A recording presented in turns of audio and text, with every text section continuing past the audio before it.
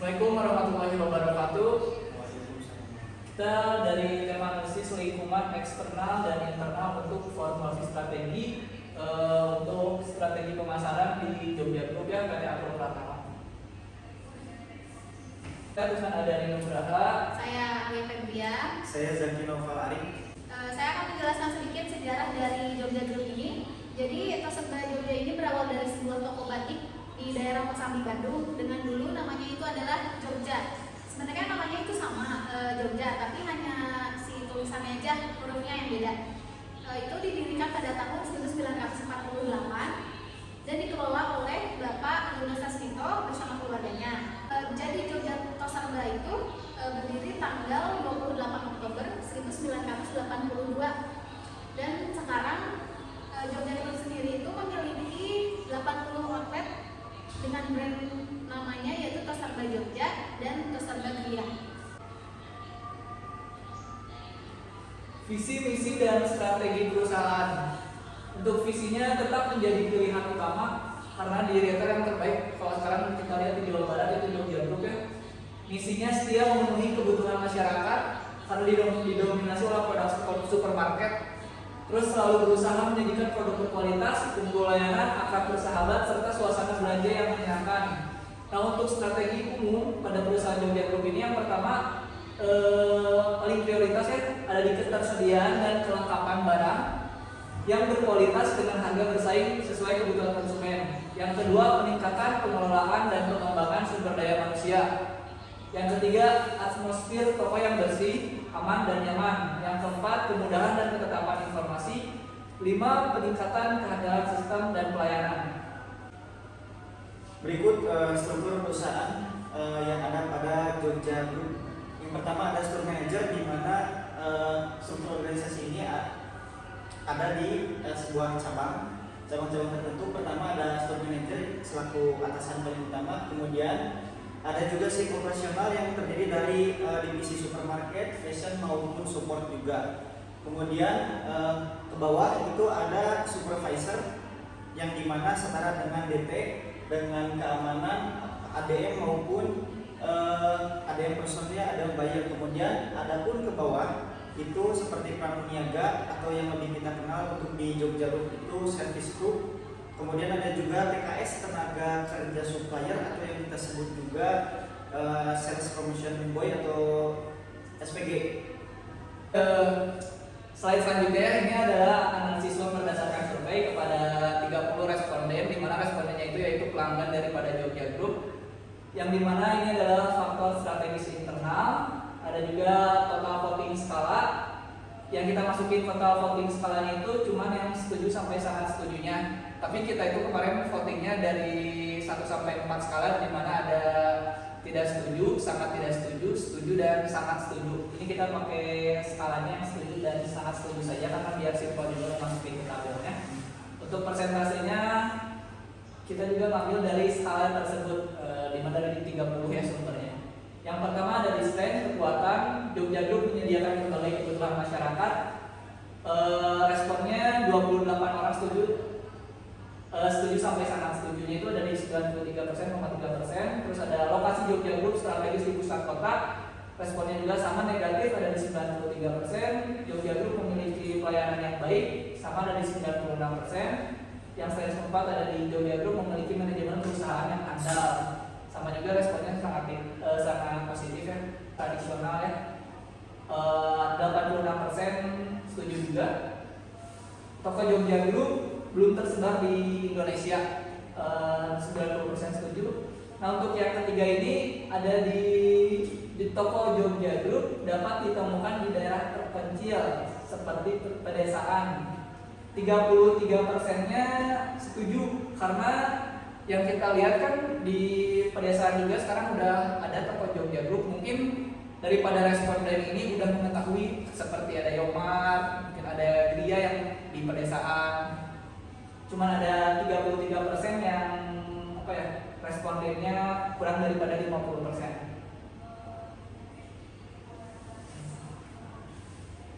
Selanjutnya analisis SWOT dari faktor eksternal, yaitu ada opportunities atau peluangnya. Jogja Group ini memiliki pangsa pasar yang 83,3% itu sangat setuju. Lalu ada pengembangan private label SKU itu ada 29 atau 99,6% yang sangat setuju. Lalu yang ketiga ada konsumen memiliki loyalitas tinggi karena pelayanan dan kenyamanan yang baik. Itu hampir semuanya setuju karena hanya satu orang saja yang tidak setuju. Lalu ada threats atau ancaman. Salah satunya itu Jogja Group berpotensi mengalami kerugian munculnya kompetitor baru. Harga di pasar tradisional jauh lebih murah dibanding toko Jogja Group. Lalu intensitas persaingan perusahaan yang ketat dengan kompetitor. Yang terakhir itu ada tingkat inflasi berpengaruh terhadap Jogja Group. Jadi teman-teman agar lebih spesifik yang kita bahas di sini adalah Jogja Group versi cabangnya di Riau Junction. Jadi bukan secara keseluruhan. Ini ada data traffic konsumen yang kita ambil. Ini hanya dalam satu divisi saja, bukan dari keseluruhan divisi di Jogja di cabang tersebut. Seperti contoh dalam divisi perkakas ini ada kalkulasi dari kita itu sekitar 3.000 pelanggan kurang lebihnya dalam 1 bulan melakukan transaksi. Karena di mana ini data yang kita ambil adalah data transaksi konsumen ya. Data yang atas menunjukkan total jumlah traffic konsumen keseluruhan dalam 1 bulan yang terjadi di bulan Januari. Jadi ini next slide ya. Selanjutnya di permasalahan internal pemasaran, di mana ini jadi permasalahan yang cukup problematik juga karena Jogja Group itu kesulitan dalam mengelola promosi dan diskon. Nah, yang membuat beberapa barang tidak terjual meskipun sudah dipromosikan. Dimana kita tahu juga ya, kalau barang yang susah dipromosikan, susah terjual. Kalau nggak masuk desktop, masuk penghapusan barang, dilebur atau enggak ya bisa diretur kepada supplier. Dimana kalau kita ngeretur ke supplier itu ntar banyak komplainan juga daripada supplier karena si barangnya sudah tidak layak untuk dijual. Nah, itu jadi problematik juga di permasalahan internal. Sementara barang lainnya sering dipromosikan dengan diskon yang terlalu besar, mengurangi margin keuntungan. Nah, margin ini penting juga ya karena di Jogja Group ini banyak konsinyasi juga. Nah, untuk penyebabnya penentuan harga dan promosi yang tidak terstruktur atau berbasis data. Yang kedua, kurangnya analisis terhadap efektivitas promosi. Nah, untuk solusinya menggunakan data pelanggan dan analitik untuk merancang promosi yang tepat sasaran. Di mana menggunakan data pelanggan juga lebih penting karena kita juga harus melihat realita yang ada di lapangan. Misalkan kita ngasih kuesioner, cuman ya kuesionernya juga simple gitu pernyataannya. Yang kedua, menguji dan mengukur efektivitas setiap promosi untuk menentukan mana yang paling menguntungkan. Di mana solusi ini biasanya store manager itu balik lagi ke pengalaman. Menurut kita pengalaman itu nggak bisa dijadikan sesuatu yang untuk menentukan suatu permasalahan. Tapi kalau kita pelajari, kita juga harus tahu di mana dasar-dasar teorinya daripada marketing ini. Misalkan dari Philip and Kotler, karena produk quality itu penting untuk permasalahan suatu strategi marketing. Dimana kalau kita nggak kuat produk quality-nya, ya barangnya juga susah buat keluar. Baik, selanjutnya ada permasalahan eksternal dari permasalahan di PT Atu Pratama. Di sini ada Jogja Group menghadapi persaingan harga yang sangat ketat dengan kompetitor besar seperti jaringan supermarket diskon. Mereka kesulitan menawarkan harga yang kompetitif tanpa merugikan margin keuntungan. Tapi dapat diketahui teman-teman bahwa kalau sekalipun barangnya ada yang diskon di Jogja ini, bahkan bisa lebih murah dibanding dengan retail yang lainnya. Kemudian ada penyebabnya dari masalah tersebut. Pertama, tidak memiliki daya beli yang cukup besar untuk mendapatkan harga lebih murah dari pemasok. Yang kedua, tidak ada strategi di diferensiasi yang cukup kuat untuk mengatasi persaingan harga. Lalu bagaimana solusinya? Yang pertama, kita fokus pada diferensiasi produk dan pengalaman pelanggan. Yang kedua, kemudian ada pengembangan program loyalitas pelanggan untuk meningkatkan retensi dan mengurangi perbandingan harga antar supermarket. Baik, selanjutnya kita masuk ke permasalahan kombinasi pemasaran internal dan eksternal. Jogja Group ini menghadapi penurunan penjualan di beberapa cabang karena tidak dapat bersaing dengan supermarket besar yang menawarkan harga yang lebih murah. Di sisi internal, staf tidak sepenuhnya terlibat